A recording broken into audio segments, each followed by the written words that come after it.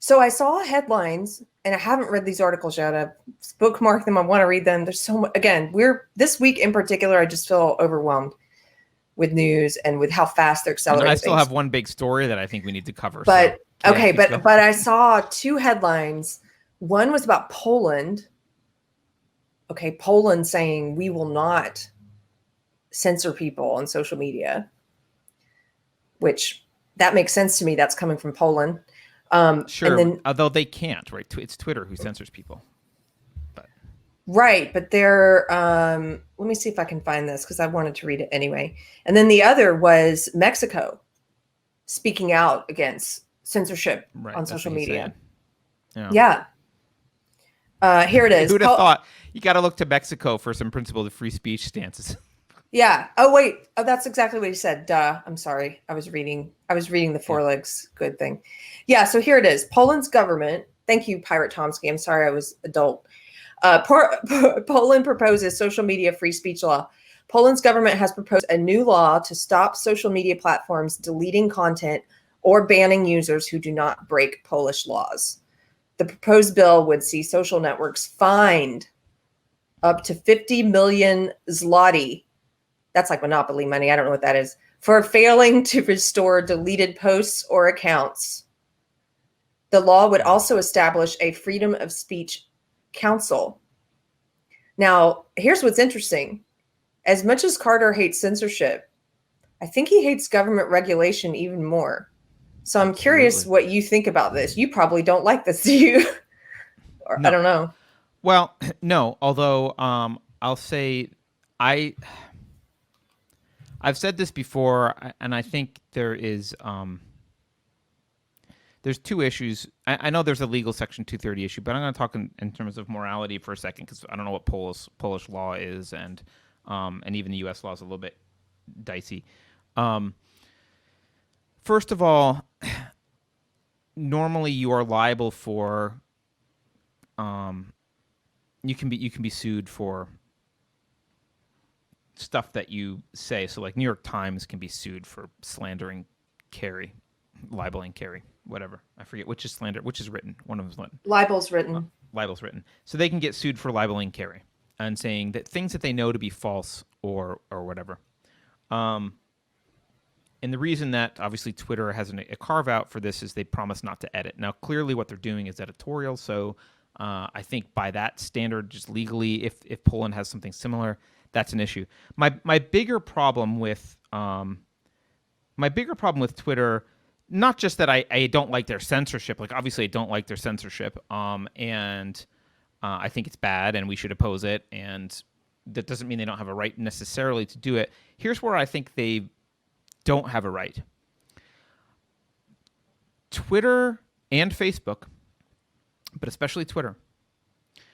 Twitter gained their market status as the dominant player through a promise to the public that they would support free speech. Yes. They gained their status promising to be an open platform for people to have dialogue other than illegal things.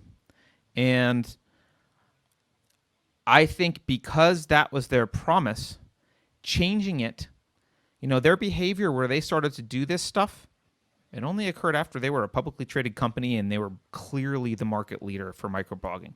So they used, it's a bait and switch. They used the promise of free speech and supporting free speech to attract people. Had they from day one said, we're a microblogging platform with a radical leftist agenda who will ban you if you don't say things that are in line with our narrative / the WHO cathedral narrative, I think they probably would have had trouble. Maybe MySpace would still be around, or maybe that's Facebook, but whatever. Like they would have trouble competing. But they didn't. They said they were about free speech. They said they were about open dialogue, and that gave them the market position that they have. And so I think from a moral perspective, they are guilty of committing fraud. They have fraudulently sold themselves to the public as a proponent of free speech. they turned around once they had a dominant market position and yanked that out from under the public. And that is fraud. If I promise I'm going to sell you a car and, you know, after you pay me the money, I send you a Matchbox car, that's fraud, right? And that's what Twitter has done. And so I think that there's a moral obligation to stick to the principles that they outlined when they were founded and when they were a fledgling company, convincing people to join their platform. Because anything that they do now, people join now even knowing that they're bad because they're the default. They're the 800-pound gorilla, so they kind of have a market leadership position. It's the transition between startup and market leadership where the fraud occurred, where they got to market leadership and then switched their position. So I think that's unconscionable. I think it's immoral, and I think you can go after them for that. And, again, not someone who likes big government stuff anyway or government solutions to things at all. If a government's going to do something, I think it would be interesting for Poland to say, I'll tell you what, we found your terms of service from 2006 or whenever. Like, you're allowed to implement those because that's what you promised people. Anything after that, people can sue you for fraud. And I think that would do a number on Twitter. But ultimately, politics aren't the answer, which is why we talk about philosophy and culture on the show. Ultimately, it's the culture that matters. Twitter is existing, and Twitter's only a reflection of the culture of the elitists that have control. And if we don't change culture, if you don't stop sending your kids to Berkeley to get sociology degrees, this is going to continue to happen. We've been funding them and supporting this bad ideology for decades. So this is what you get. We get the culture we deserve. We got this culture. Not all of us supported it, but a lot of us did. Enough of us ignored it and thought it was just some stupid thing that would remain relegated to universities and, people with oddly colored hair and